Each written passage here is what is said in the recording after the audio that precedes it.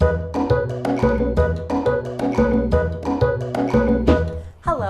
I'm Connie Big Ballz Bumbaloni, and this is Questions with Connie, where I answer all of your questions about life's questions. Well, really, I'm just telling you how to live your life.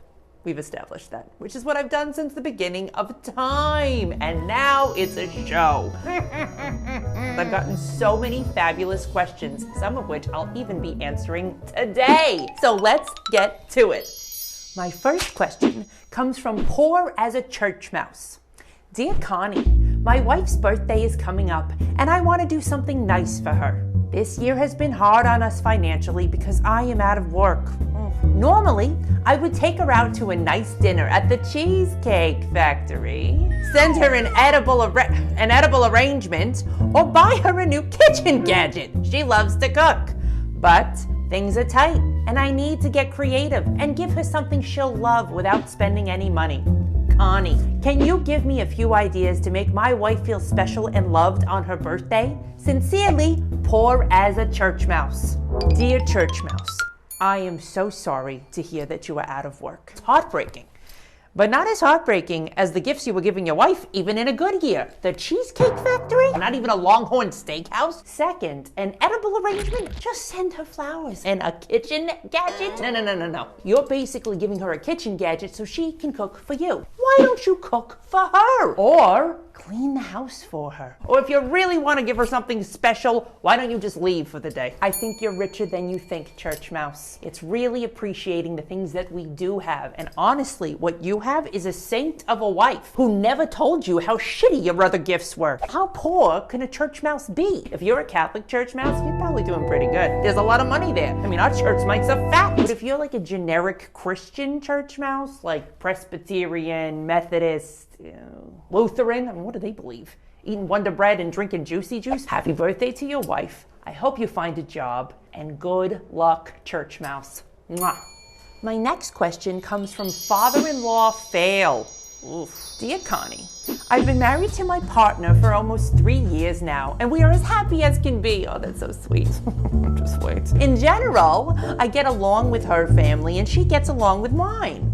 The only time there is an issue is when we're out to dinner with my partner's parents. My father-in-law is incredibly rude to the waitstaff. I grew up working in restaurants, so this behavior horrifies me to no end. Snapping his fingers, ordering them around like servants, and never saying please or thank you. To top it all off, he is a terrible tipper, usually leaving between 10 and 15%. What do you think you are? Are you European? What is that? Connie, how do I address this without offending him? Sincerely, Father-in-Law Fail. Dear Father-in-Law Fail, when you marry someone, you marry the whole family. And trust me, I get it. I don't really care for my in-laws. They're idiots. I think you have a couple of options. Number one, have you talked about this with your partner? Has this never bothered her that her father is such an asshole when you're out in public at a restaurant? 10 to 15%? You should be tipping 20 to 25% unless the freaking server literally pissed on your table. Here's your next option. You could, very subtly, talk about some of your experiences, some of your negative experiences, and how terrible it was when people weren't tipping or they were rude. Or you can also talk about model behavior, being kind, saying please and thank you, things we learn in preschool. Your third option is you say, you know what, you're a truly. They're probably spitting in your food, and quite frankly, you deserve it. Talk to your partner, talk about model behavior, call him an asshole. Make this a father-in-law success story. I believe in the power of change. You got this. Mwah. My last question comes from Just Call Me LuLaRoe. Dear Connie, I've been working at my family's dry cleaning business since high school. I like the stability and I like the people, but honestly, did I ever have a choice? We're Italian, you know how it is. But I've always wanted something more. A few months ago, my best friend Patty started selling these gorgeous designer leggings from a company called LuLaRoe. They're made of a unique high-quality polyester spandex blend. My ass has never looked so good. There's no such thing as high-quality polyester. Recently, Patty asked me if I wanted to join her sales team, and I was thrilled. Anything would be exciting other than working at the dry cleaner. You do have to spend a fair amount of money up front to buy the products and build your stock.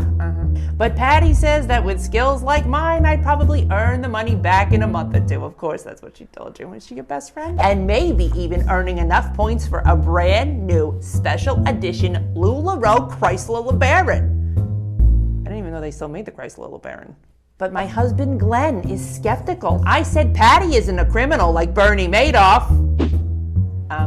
What would you do, Connie? Sincerely, just call me LuLaRoe.